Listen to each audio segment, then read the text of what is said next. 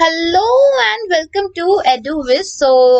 This is our first class of EduViz और हम अपनी फर्स्ट क्लास में पढ़ने वाले हैं क्लास 8 का chapter number 1 history how when and where.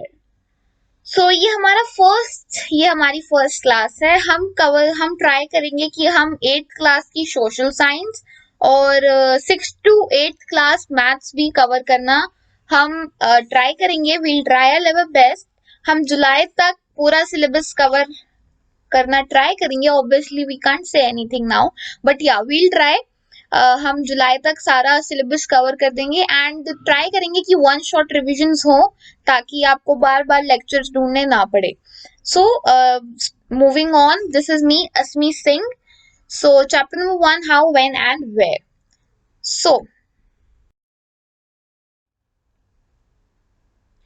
Topics to be covered in this chapter will be dates. What are dates? Dates क्या होता है, क्यों होता है, क्यों important है, okay, क्यों important थी उस टाइम पे, okay, हिस्ट्री है, प्रेजेंट के बारे में कौन पढ़ता है, okay. So how do we periodize? तो इन डेट्स को हम पीरियडाइज कैसे किया था उस टाइम पे. फिर प्रॉब्लम क्या आई. ऑब्वियसली प्रोज के साथ कॉन्स भी होते ही होते हैं, तो एडवांटेजेस है, डिसएडवांटेजेस भी होती हैं. जो प्रॉब्लम आई थी वो डिस्कस करेंगे हम. Then what are surveys. Surveys क्या होता है, क्या होते थे, क्यों इंपॉर्टेंट थे उस टाइम पे. हम चलो तो अभी डिस्कस करेंगे हम ये, ओके. देन सर्वेज के साथ भी एक प्रॉब्लम आ गई थी. अब क्या प्रॉब्लम आई थी ये तो एक सस्पेंस है, ये आपको एंड में ही पता चलेगा, okay. Without wasting any time, let's move on to our first topic, dates. Dates. कभी सोचा है, have you ever given a thought to how important dates are? Okay, let's say you have a birthday. Okay, birthdays तो बहुत important होते हैं सबकी life में. Okay, I'm damn sure, not damn sure, okay, you must be waiting for your birthday, I guess. Okay, ये बहुत ही important date होती है सबकी लाइफ में, because that day you were born on this planet Earth. Birthdays जैसा कि हम discuss कर रहे हैं बहुत इंपॉर्टेंट होता है, तो इसीलिए उस टाइम पे भी डेट्स बहुत इंपॉर्टेंट होती थी. Now tell me, if I ask you, when was the first time people started drinking tea और कॉफी.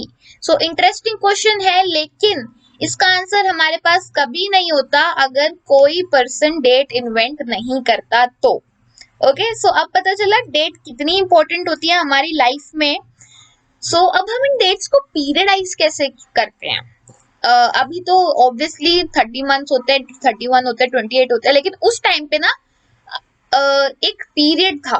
ओके, जैसे चलो let's discuss that further. How do we periodize. Okay, अब तो हम करते हैं ancient, medieval, modern. Okay, but हम we were not, Swaraj Hind नहीं था. ओके, उस टाइम पे 1817 में जेम्स मिल आए, एक स्कॉटिश इकोनॉमिस्ट और पॉलिटिकल फिलोसोफर थे वो. उन्होंने क्या किया, उन्होंने 3 वॉल्यूम का एक वर्क प्रेजेंट किया, पब्लिश किया. उस टाइम पे जैसा कि मैं कह रही थी कि पहले अभी हम पढ़ रहे हैं कि एनिशिएंट, मेडिवल एंड मॉडर्न, तो हम स्वराज हिंद नहीं थे, तो हमारी जो हिस्ट्री है ना वो भी ब्रिटिश ने ही लिखी थी. ऑल्दो हमने बाद में खुद लिख दी थी, बट जब स्वराज हिंद नहीं था, जब हम इंडिपेंडेंट नेशन नहीं थे, तब हिस्ट्री भी हमारी ब्रिटिशर्स ने ही लिखी थी. ओके, क्या हुआ था, 1817 में जेम्स मिल, एक स्कॉटिश इकोनॉमिस्ट और पॉलिटिकल फिलोसोफर आए थे इंडिया. उन्होंने 3 वॉल्यूम का वर्क पब्लिश किया था. उसका नाम था a history of British India. इसको उन्होंने 3 पीरियड्स में डिवाइड कर दिया. जैसे अभी मैंने आपको बार बार बता रही हूँ, इस बात पे जरा कॉन्सेंट्रेट करो. जैसे एनिशिएंट, मेडिवल, मॉडर्न था, वैसे ही हिंदू, बिकॉज पहले हिंदू रूल करते थे, देन मुस्लिम, बिकॉज बाद में मुगल्स आए, एंड देन ब्रिटिशर्स, बिकॉज बाद में कंपनी आई थी तो उसको ब्रिटिश पीरियड में क्लासिफाई कर दिया।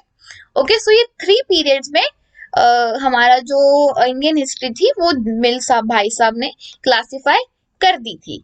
बट एडवांटेजेस के साथ डिसएडवांटेजेस भी होते हैं।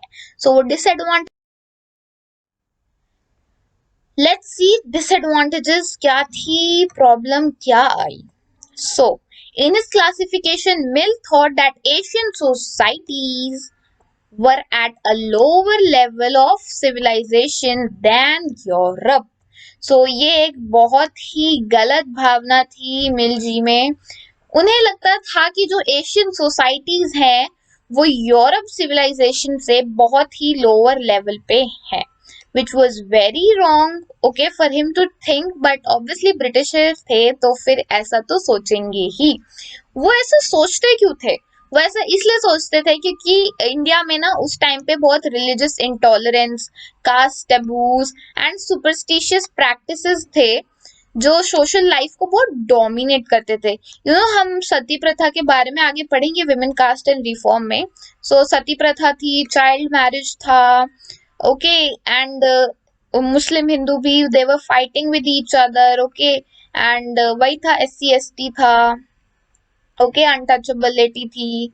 सो ये सब था। तो Mill felt that if British rule who it was British rule who could civilize people. So मिल को लगता था कि सिर्फ ब्रिटिश रूल था जो लोगों को सिविलाइज कर सकता था, वरना तो ये लोग जंगली है।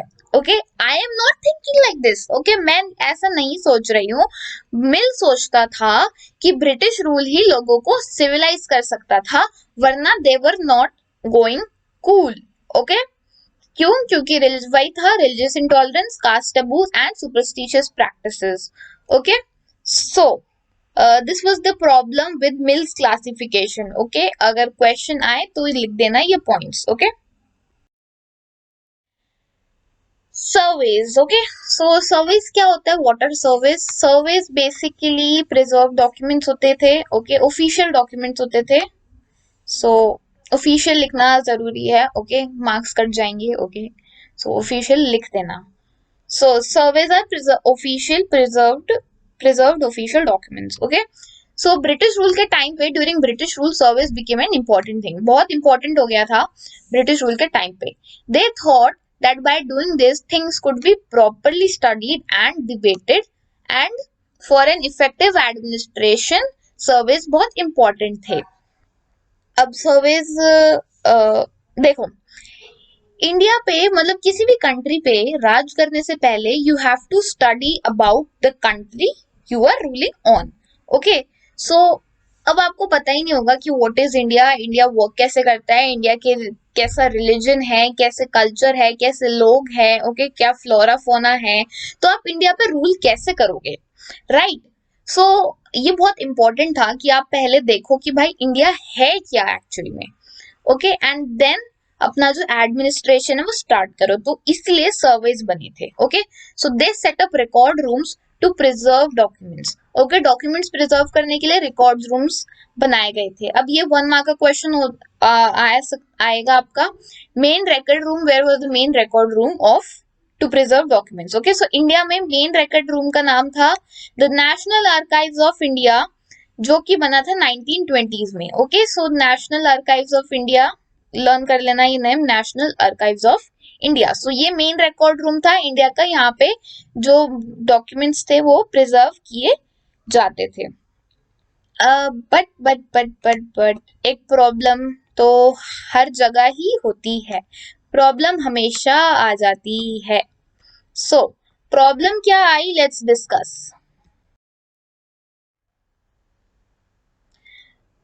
What surveys could not tell.